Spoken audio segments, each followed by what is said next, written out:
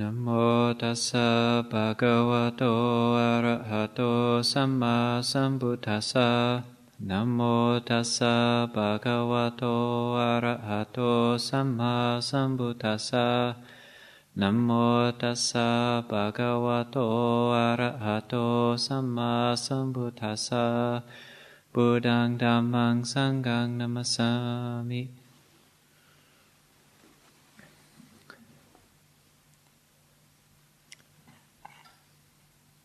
So we're over halfway through the retreat now, day 6.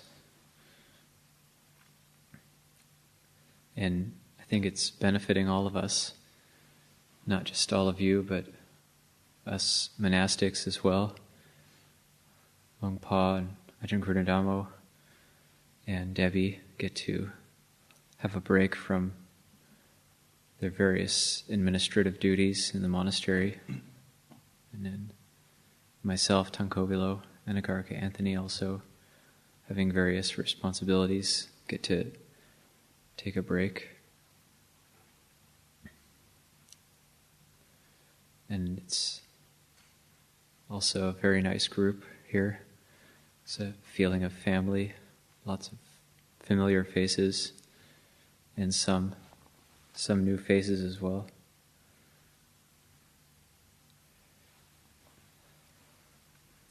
And it's a sense of Sangha as far as being a field of merit or a field of blessings. And in the chanting in the morning and evening, we say the Sangha is punya keta, which we translate as bringing incomparable goodness, allowing that to arise in the world. But punya keta, punya is merit and keta means field. So literally the Sangha is a merit field. And you're planting blessings, reaping the fruits of blessings and goodness in the Sangha. And I also like to think of, well, one of the reasons I came to ordain is just seeing really clearly that being in the circle of the Dhamma and the Sangha, just the ideal circumstance for making lots of good kamma. And just when we take on precepts, whether it's the 5, 8, or 10, or the 227 precepts,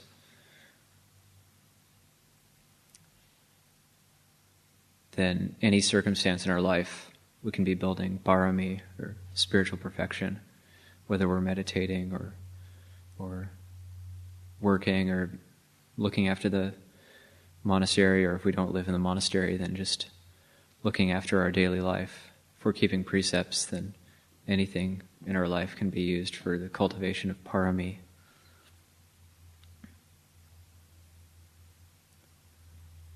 But then we come into retreat, and a 10-day retreat like this, and it's then giving importance to the formal practice, sitting meditation, walking meditation, listening to Dhamma. And so, nurturing, taking care of the core of our practice, focusing a bit more intensively for a period of time. Especially this retreat, today's the day before Thanksgiving, and maybe a number of you are familiar with the 8 precepts and have followed them before, but if it's new for some people, then this is a very unusual thing to be doing, coming up to Thanksgiving, not eating dinner, being restrained with food, and there's that real sense of going against the stream of the world.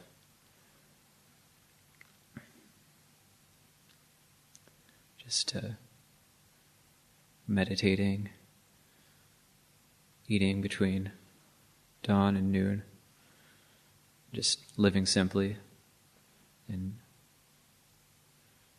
listening to teachings, making the heart bright and peaceful,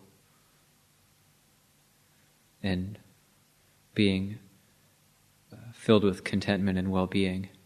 That's something probably not many people are experiencing on Thanksgiving.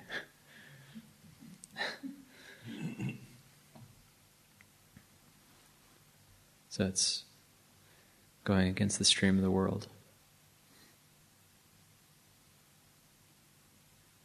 I was trying to think of what to talk about the last day or two, and I don't know why, but what was coming up, I guess it was just listening to a lot of the questions and actually really looking forward to the question and answer sessions. And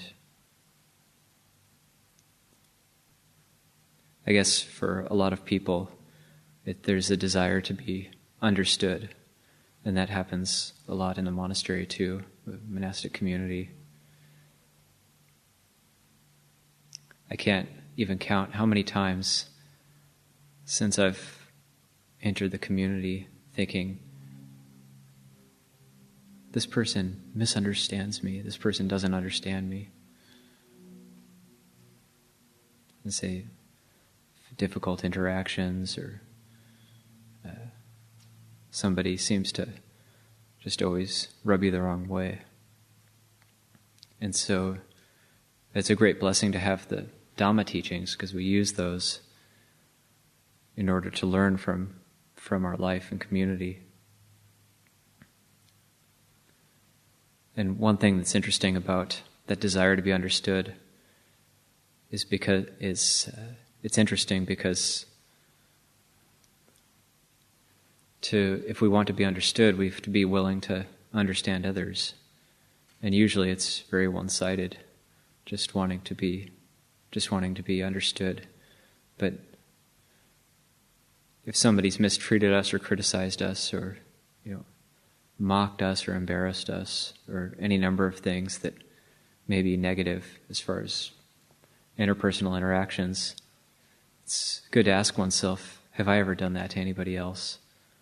And then we reflect on karma in that way. Well, if I've done that to other people in the past, so that why am I upset that that's happening to me now? And this can come up really strong while meditating too, because these unresolved events in our life seem to pop up to the surface during the formal meditation. And memories, painful memories, or painful ways we relate to ourselves, they pop up during the meditation. They come to the surface. And then that resentment or the anger or the irritation might be renewed temporarily. Chew on it for a little while. And it's good to come back to that. Well, what about, did I ever do that to anybody else in the past? And so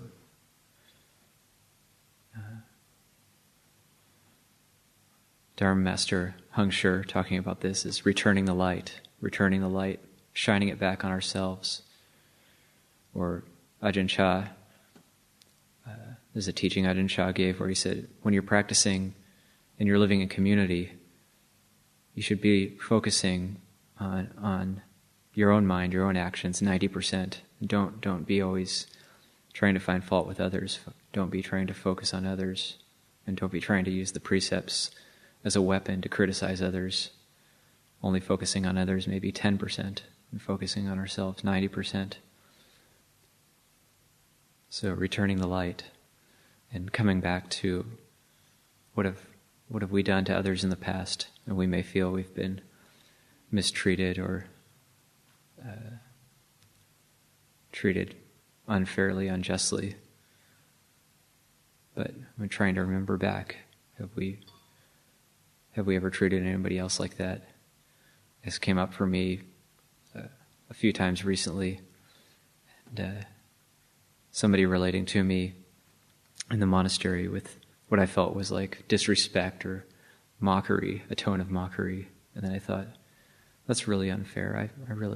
I'm really nice to this person. Why are they treating me like this? And then I thought, in the past I have treated people like that before, so I can just accept that. That's my That's my karma. Those are seeds I've already planted, so I'm just reaping the results of those. And if I don't don't react to that, or just return the light of awareness back on myself, then I can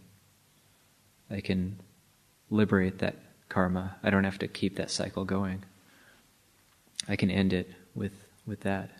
Just accept the results and then move on. It's one helpful way of relating to difficult mental states, difficult memories, perceptions that come up when we're meditating. But also keeping the perspective of Dhamma as far as the perspective that in the light of the birth, aging, sickness, and death, then lots of our interactions in life, which we make a big deal out of, or which seem like a really big deal, then they aren't such a big deal when we think about death, for example. Or if we have an experience of death, then everything else becomes really small, and that single experience comes to the forefront. And then it's kind of like, why was that so important? Why was I worrying about that? What was that anxiety all about? And yeah, I know lots of people in this room have had experiences with death. And Debbie was talking about an experience with her mother. And I know other people in this room. I know someone in this room who's lost his mother to a tragic car accident. And there's other examples in this room. So many people here, probably almost everybody, if not everybody, has been touched by death in some way. And when that happens, there's something that shifts in the mind. And if we read about death, or we read a book about relating to death, we have a grieving process. And so when death happens, then there's a grieving process, and then it's like, oh, well, if it's a friend, it might take 1 year. If it's a relative, it might take 2 or 3 years. Or you might have these numbers which you're supposed to get over it after a period of time. But really, I think what happens is you never really get over it. When you experience death, you just shift into a different mode of being, and you never really go back from that. So I thought since it's a group of familiar people, I'd just share my own experience with death when I was living at Pujamgam. And this happened in April 2012. So it's still kind of fresh in my memory. And it was living at Pujamgam, this little branch monastery of Wat Nanachat that Ajahn Pasano started in 1990, 1991, something like that. And it's a very remote little monastery on the Mekong River, looking over Laos. So it's in eastern Thailand, Ubon province. And very beautiful location, a lot of sandstone and caves, in a really nice grass roof meditation hall. And so everything's basically outside. And I really enjoyed living there. I lived there for over 2 years. And so it was myself, and then there was a monk named Tananaleo, just junior to me, and then another monk, Tanvisalo, Indonesian monk. It's the three of us. We'd been living together for maybe 3 or 4 months.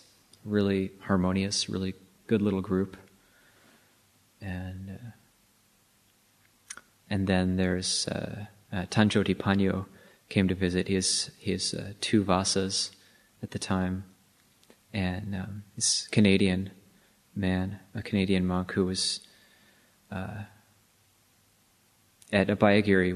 We tend to spend our 3rd vasa away for a year. So Ajahn Kevali at Wat Nanachat, he's been taking up this practice as well, and sometimes sending monks away for their third vasa. So Tanjoti Panyo was going to return to Canada and live with Ajahn Viradamo at Tisarana Monastery, and he had his ticket to go back. And Pujamgam was always his favorite place to practice. So he wanted to visit for a week or two before heading back to Canada. And he's a really quiet monk, really well-liked in the Sangha, junior monk. And so Ajahn Kivali called me and asked if Jyoti Panyo could come for a week or two. I was really happy, of course, yeah. Jyoti Panyo can come here anytime. And so he came, so then there was a group of 4 of us. And I remember it really clearly because then it was Songkran, which is Thai New Year's, and Pujamgam is probably one of the hottest places in Thailand in the hot season. And you just have the rocks and not many trees, very, very small little trees. And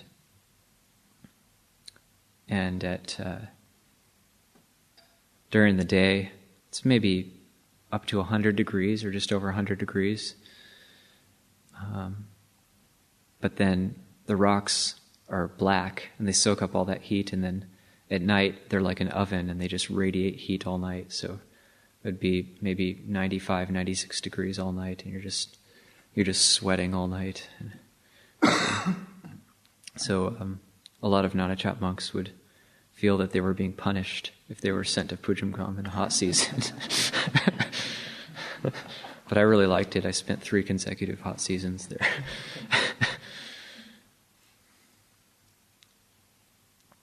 So it was Songkran Thai New Year's, which is like a water festival. So you drive down the highway and people are launching, throwing buckets of water at your car when you're driving down the highway, or you're walking through the village and everybody's spraying each other with water. And then one of the things that they would do at Pujamgam, they just keep it very simple. We just have a hand-washing ceremony, like a symbolic bathing of the monks. So it's just, they would have flower-scented water, and we'd do some parita chanting, and then they just pour the water over our hands. So Jyoti Panyo was there with us for that. And then the last day of Songkran, it goes for 3 days. So it's like April 13th, 14th, 15th. And so on the last day we had this ceremony, and that was his last full day alive. And so we had that hand washing ceremony, and then the next day, April 16th, we had the meal, and then after the meal, I remember he offered me coffee, and it was really nice. And we were just sitting down. He wanted to sit down and chat about, how to be. He was going to go visit his parents, and how to be at home, and how to keep different precepts. And he just had various questions about allowables and different precepts that might get broken, things not getting properly offered, and things like that when he's at home. And so, I just remember sitting down with him and chatting in this back room in the meditation hall, having coffee, really nice. And it's interesting to think back on that, because that's the last time I spoke to him. And we don't usually think when we meet somebody that's the last time I'm gonna see them alive, or that's the last time I'm gonna speak to them. And then he'd only been at Pujamgam for about 4 days, and then I remember coming out for tea, and he wasn't there. And then Tananalio, the other monk there, he loves working, so he was pushing a cart full of rocks around, and just because. And I called out to him, "Did you see Jyoti? Did he come to tea today?" And he said, "No, I haven't seen him." So I thought, that's strange, because he usually Tanduti Panyo was usually someone who just always kept the schedule, and then when there wasn't anything to do, he would just go meditate. So I thought, oh, that's kind of strange. He's not here for tea, but he's probably having a good meditation. He was staying in a nearby cave, maybe a 10-minute walk from the main meditation hall. And so I didn't think anything of it. But then the next morning, we would set up the Dhamma hall for the meal at about 5 a.m. and then go alms round in the village. And he wasn't there, which was really unusual. And so I said, you guys go ahead, you guys go alms round. I'm going to go check on Jyoti. I'm a bit worried about him. And so the other two went alms round, and I walked out to the cave. And it was really kind of surreal, just a very, very beautiful morning. And just sunrise at Pujamgam is always really incredible. And just walking out there. And then there's a kuti, like a grass roof hut, above this cave, and then there's a cave down below it. We called it the Lena Cave, and so I was calling out, yeah, Jyoti, are you there? And there was no response, and so I went down into the cave, and then I saw his body just face down in the cave, lying face down, and then it's kind of in shock. I kept reliving that moment later, just seeing someone, and it's kind of like you don't want to believe it, but then my first reaction is run up and like, well, he must be alive, and then looking down, it's like there's ants on the body, there's flies, and it's kind of like, get down, and it's like, come on, it's scraping the ants off, and then after a few seconds I look, and some of the skin was coming off, and my hand had some blood on it, and I thought, okay, he's dead, and he's been dead for quite some time, probably since the day before, so I kind of took a few deep breaths, and I just went right into practical mode. I didn't really feel emotional, but there was some adrenaline coming up, and I was kind of shaking a bit. But otherwise, I was able to, like, okay, I have to deal with this situation. I have a cell phone with me. Okay, call the abbot of Wat Nanachat. Call the villager who helps look after Pujamgam. And so I was standing there, and it was this beautiful morning, and then there's this dead body, this someone who was a friend, and so then the villagers got the other two monks from alms round and drove them back to the monastery, and they were also really good friends with Jyoti Panyo. So then they got back, and it was like we all walked out together, and then they announced it in the village. It's a big deal. A Westerner dying in Thailand, so they announced it in the village, and then we couldn't really move the body because they have to send out all sorts of different authorities when a Westerner dies in Thailand.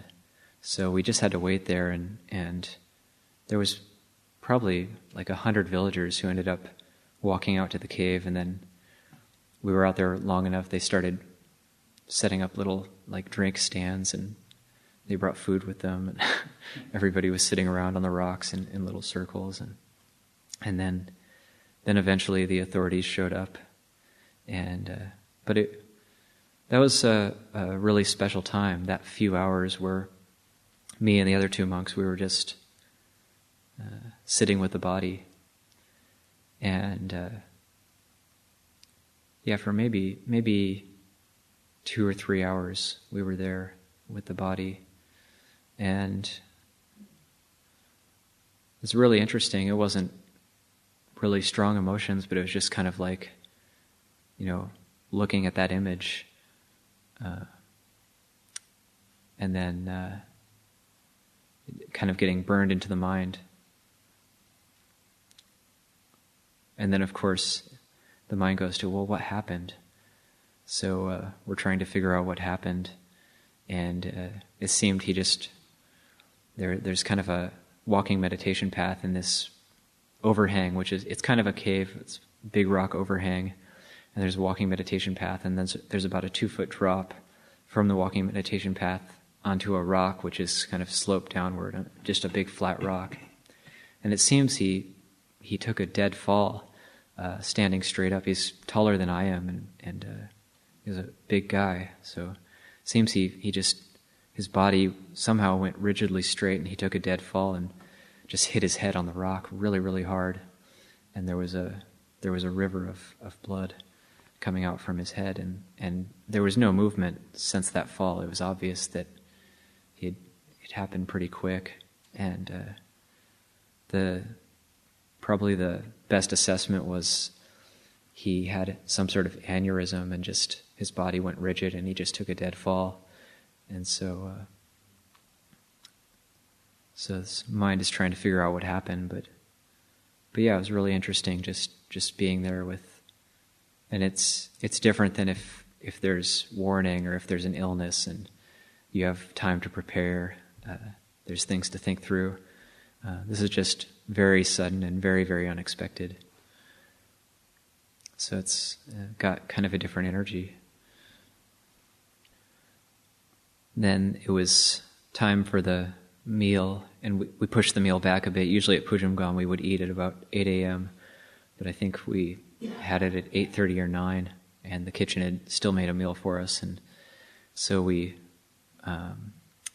authorities weren't ready to move the body yet. They were waiting for the coroner and whatnot, and so we went out and had a short meal, but and then it's kind of like, well, let's, the merit of this meal, of course, goes to Tanjoti Panyo, and so then shortly after the meal, I was only probably able to eat a few bites. I could barely eat anything, and then it's just like, walk back out there, and eventually they're able to pick up the body and move him to the sala, to the Dhamma hall. And by that time, Ajahn Kevali, the abbot of Wat Nanachat, he had shown up with another monk from Wat Nanachat. And so we took the body to the Dhamma hall, and it's a 2-story Dhamma hall, so we put him downstairs, and the smell was actually quite strong, and laid him on a kind of bed type thing, and then did some paritta chanting, did funeral chanting, and then the ambulance was there, so then we were able to take him straight to Wat Nanachat, where he would be cremated. But of course, having to think through, okay, now we have to contact his parents and tell the families, and that's a whole other kind of ordeal. But yeah, and he had a lot of good friends at Wat Nanachat, so the people who ordained with him and were just a little bit senior or a little bit junior to him were able to try to help clean the body. And there was a lot of ants, and there was some the eyes were already had like maggots in them, and so quite difficult cleaning him up. But I think it was good that his friends got to clean the body rather than the hospital people doing it. And then we had a refrigerated coffin, and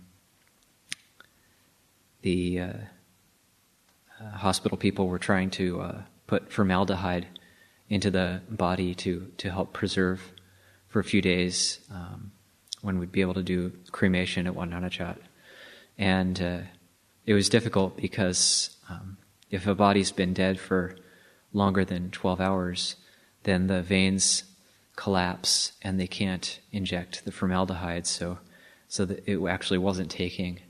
And so then we just had to hope that the refrigerated coffin would be cold enough to stop any decomposition that was happening. And it actually didn't help very much. There was quite a strong smell in the Wat Nanachat sala for about 3 days, but people were still able to come in and pay respects to the body and get their minds around it. And it was also it turned out that his mother was very understanding, gave permission to cremate the body, and she's just an incredible woman, Gail. And she had been at Pujamgam the previous November, so I had met her, which was actually really helpful. And Tanjoti Panyo had taken her out to the cave where he was to pass away. And he had told his mother that this cave here is the only place I've ever felt happy in my life. And so his mother, that was very helpful for her to know that he had died in a one place where he had felt truly happy in his life, because he had a really hard life. He'd dealt with suicidal depression, and being a monk was really working out well for him. But yeah, he had told his mother that about the cave, so she took solace in that memory. His father had a harder time. Mother and father are separated. His father was very close with him, and he's quite a bit older. He's maybe in his 80s. But yeah, he was basically very distraught and ended up having to be hospitalized, basically just with a broken heart, basically. So that was very difficult. But he also recovered. And also it was really interesting to see the coming together. I mean, Longpo Sumedho and lots of senior monks and just an incredible coming together at Wat Nanachat for this death. And also one thing that really struck me about this was how monks who have had long-standing kind of difficulties with each other coming together and working together and being completely harmonious in this event of a fellow bhikkhu dying. It's really lovely to see. So a lot of people spreading metta to each other, and the anger and past criticism and difficulties with each other, they were all just set aside in the light of this event. And so then Longpo Liam came to visit Wat Nanachat, and he's kind of looking after, setting up for the funeral, and he's just very practical. And I remember sitting down in the evening with him at Wat Nanachat, and we were all asking questions about this, and showing him pictures that were taken of the body at the cave at Pujamgam. And somebody asked Longpo Liam, isn't this is just an incredible occurrence? I mean, it's really unusual because he's only the third non-Thai monk in the Ajahn Chah group who's ever died in the robes. There's been Westerners who have left the robes and died after that, but I think he's only the third who actually died in the robes in the Ajahn Chah group, as far as being a non-Thai person.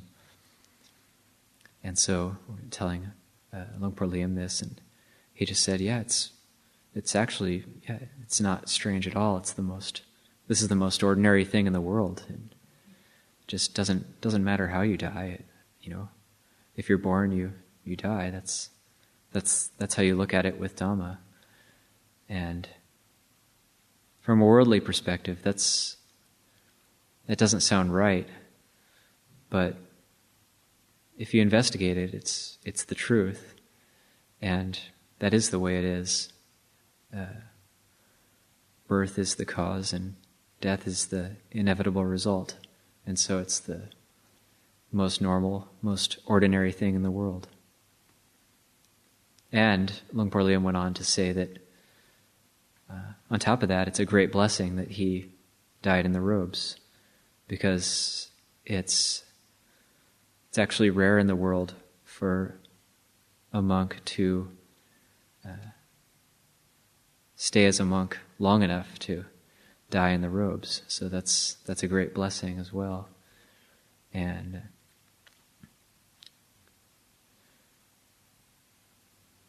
and for myself, after all the practical things were taken care of, I did get a bit emotional, but nothing too extreme. But But then as time went on and things settled out, normalized after that, I found that this event was just incredibly helpful for my practice, and I'm sure other monks who knew him experienced this as well. Because one is just this sense of urgency. It's like, who's next? And, anything could happen to anybody. And although it doesn't seem to happen that often yet, but, still, we don't know. Anything could happen. There was, having plans doesn't stop death. So, he had a very clear plan had tickets to go to Canada, so.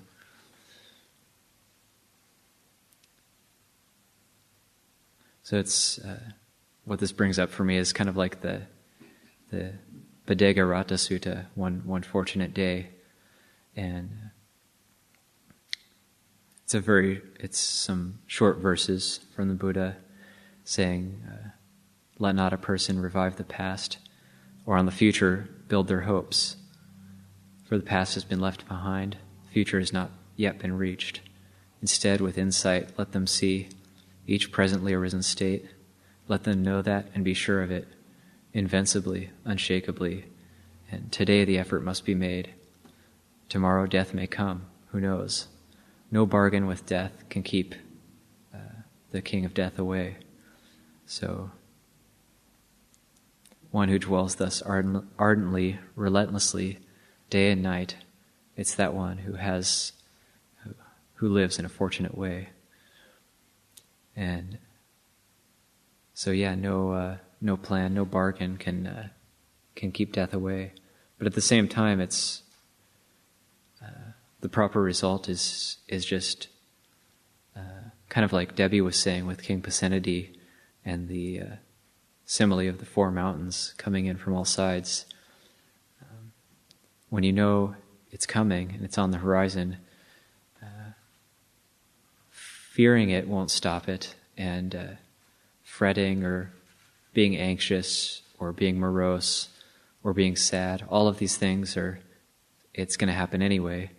And what can we do but live by Dhamma, live righteously, and be cultivating paramita. So as time went on and this experience kind of settled in the heart, then I think one result is that I guess being understood isn't quite as important, or it's kind of like interpersonal interactions that are difficult might be easier to let go of, because you just come back to this experience and thinking, well, the perspective is, there's not really enough time to be holding grudges or be dwelling in negative mental states or irritation, aversion towards other people. So there's just not really enough time for that. But what there is time for is just cultivating the wholesome, building parami. We have dana parami, generosity. Kanti parami is just patient endurance. Banya parami, listening to teachings. Perfection of wisdom. Metta parami, so cultivation of loving kindness. Upekkha parami, equanimity. Then we have like aditana parami, which is perfection of aditana, or determination, that's an interesting one too, because it's like it doesn't always mean like making an aditana, like I'm not going to drink coffee for a year or something like that, but it's also following through with things and doing things well. So determination, sila parami, cultivation of precepts, virtue, like nekama parami, which is perfection of renunciation. And so, Satya Parami, cultivation of truth. And so coming back to these, always being able to cultivate these perfections. And so on this retreat, it's just, in the big scheme of things, it's just a short period of time. But we have an opportunity to recollect these things and let them settle in the heart, and also just make best use of the time that we're given, specifically this period of time on retreat. So leave it there for now. You can take whatever is useful and leave behind whatever is not useful in that talk. Okay.